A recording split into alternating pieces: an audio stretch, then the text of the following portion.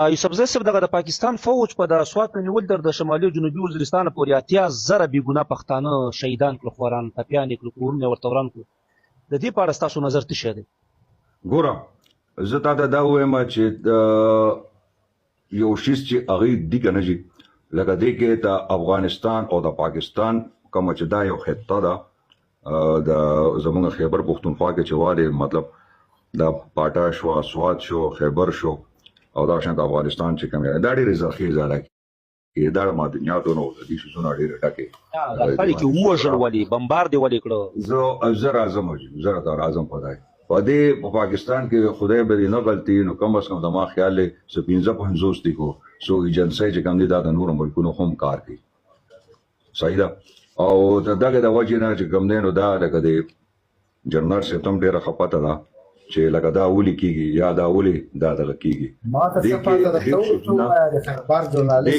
دې کې ډېر څیزونه چې کمي که نه هغه د دغې خوا نه هم کېږي نو دې کې به ته په هر څه باندې به نظر ساتې. ځواب داسې لږ اخو دې خوا د یوسفزي صاحب جنرال صاحب زه یوه پوښتنه وکړم. ته دغه حاجي صاحب دا نه دی ځواب شوی، زما پوښتنه نه ځواب کړې، ته پوښتنه کړې. ګوره زه تاسو دا وایم که نه جي یوسفزي صاحب خلک وژل شوي دي، خلک ژوندي او مړي ورک دي وروره، او ته وایې چې دا خطه داسې ده او پلانکی داسې دی بستانکی داسې دی. دغه مرګ ولې په لاهور کې دا په پنجاب کې ولې نه شو؟ روان وخت چې کوم دی که نه را روان وخت د هغې ته به د هغې سوچ کوې او زمونږ سوچ چې کوم نه هغه د پښتنو په وژلو باندې را روان وخت جوړوي. د هغې نو خو مونږ دا پښتانه په داسې خطه کې الله تعالی ایښي دي جورنالیست هغه ډېره بله خطه ده او ټول جنګ چې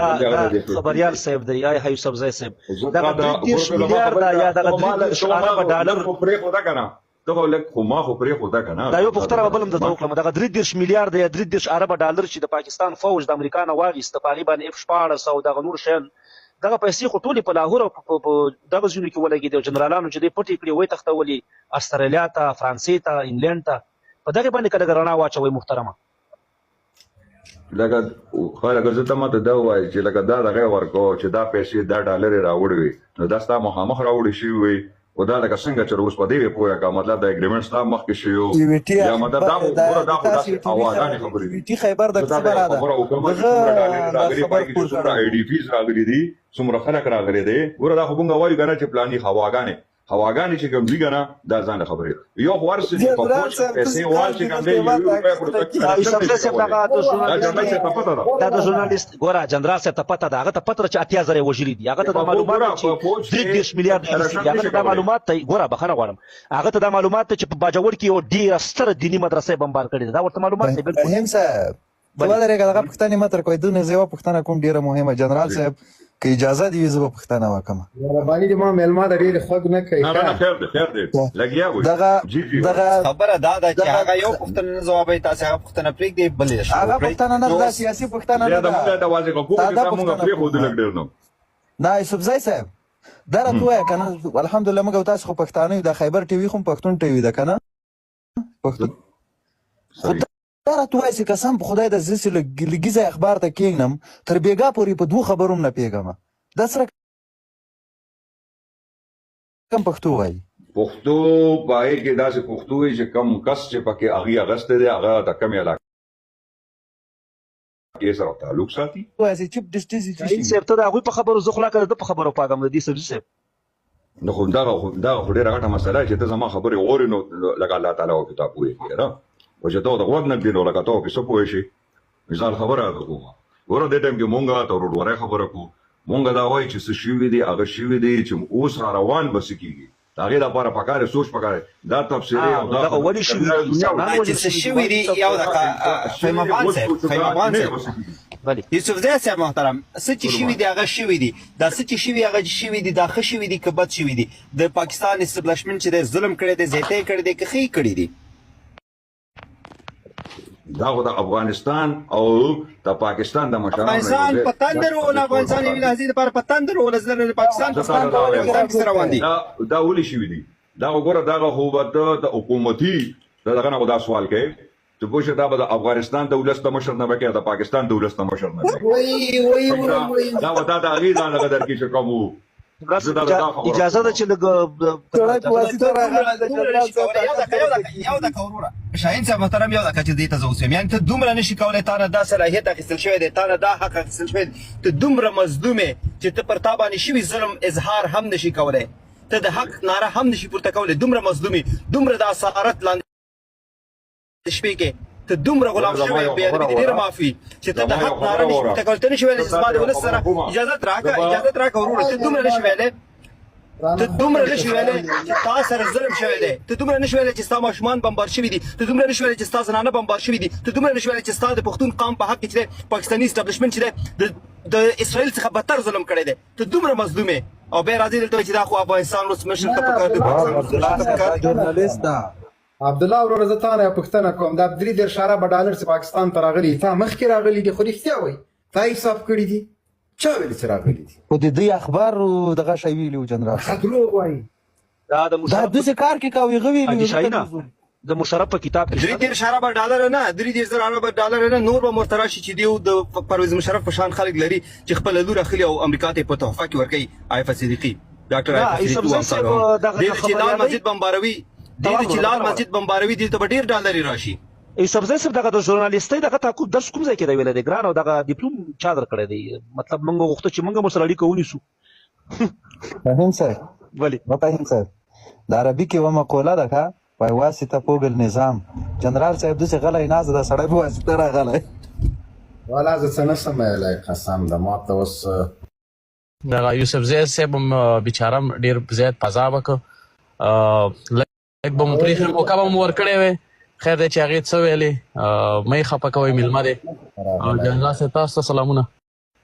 وعلیکم السلام وروره میلمه په څه باندې خپل کور کې ناست دی پښتون دی افغان دی پښتو خبرې کوي را سره لګیا دی موږ هم ټول دغلته میلمانه ناست یو ډېره د جنرال صاحب ده موږ دې ته څه ویلي دي صرف ورته ویلي دي چې حق ووایه رښتیا خبره وکړه دې نه خو ما خواته ورته نور څه نه دي ویلي بس خو خیر ګزاره ورسره وکړئ عجزه دی پوه نه شو بس تاسو یو نیم داسې وړکی یوسف زی صاحب تاسې عاجز هستئ یوسف زی صاحب محترم تاسې عاجز هستئ زه د الله تعالی عاجز یم نور ګوره الله تعالی هر انسان له عقل او شعور ورکړی دی زما خبره واورئ د خپل عقل او د شعور نه هم کار اخلو موږ چې کوم یو ادب په حجره او په کلي کور د مشرانو زده کړی دی بل چې کله موږ د صحافتي دغه ترالونو په دې کې به وي داسې جب استعمالوي چې هغې ته نه رچانه نقصان ورسي نه د ورسي د خبر رسا مقصد دا دی چې یو د خبر یعنی یوسف زی صاحب محترم رښتیا به نه وایست رښتیا به نه وایست دروغ به چې دی رښتیا ثابتوئ رښتیا به چې دی پټوئ زما یو خبره وره ګوره تا نه ګوره افغان صاحب د نه فهیم افغان صاحب د نه پوښتنه وکړله محترم یوسف زی صاحب تا نه فهیم افغان صاحب پوښتنه وکړله در څخه ستاسې په اصلاح تپوس یې درنه وکړ چې په دې پښتونخوا کې چې کوم ظلمونه د پاکستان اسټابلیشمنټ کړي دي دا تاسو څنګه ارزیابي کوئ تاسې دې ته په کومه سترګه ګورئ او تاسو د هغې هېڅ ځواب ورنه کړ صبر وکړه ته اوس ماته دا ووایه بخښنه کوم بخښنه غواړم زما ته یو خبره کوم لبه د نه یوسف زی صاحب ته نه هیله کوم په ډېر احترام سره ګوره تاسو خبریال یاست ورونه خو موږ پوښتنه کوو تاسو ځواب راکړئ ګوره محترمه تا خو د 8000 کسانو ځواب رانه کو همدغسې پسې راتېر شه زه در کوم نه ته که نه ته ما ته اوس دا ووایه زما یو خبره واوره زه تا دا خبره کوم زه ورکوټ یم صحیح ده چې کله به ما په بټکېله کې سبق ویلې زه په دغه علاقې کې زه پاتې شوم په بټکېله ایف جي سکول پای کې زما والد صاحب په ډپارټمنټ او زه د 90s خبره کوم د نوې خبره تا کوم چې کله به د ګرمۍ موسم شروع شو نو فضل الله سخر چې کوم دی نوم یې رانه اوس هېر شو هغه څه نوم و د فضل الله سخر صوفي محمد هغه به راغی هغه به ملکان بند کو شعریت راولو شعریت راولو ټول سوات په بند شو چې کله به سیزن به ختم شو نو سوات په آزاد شو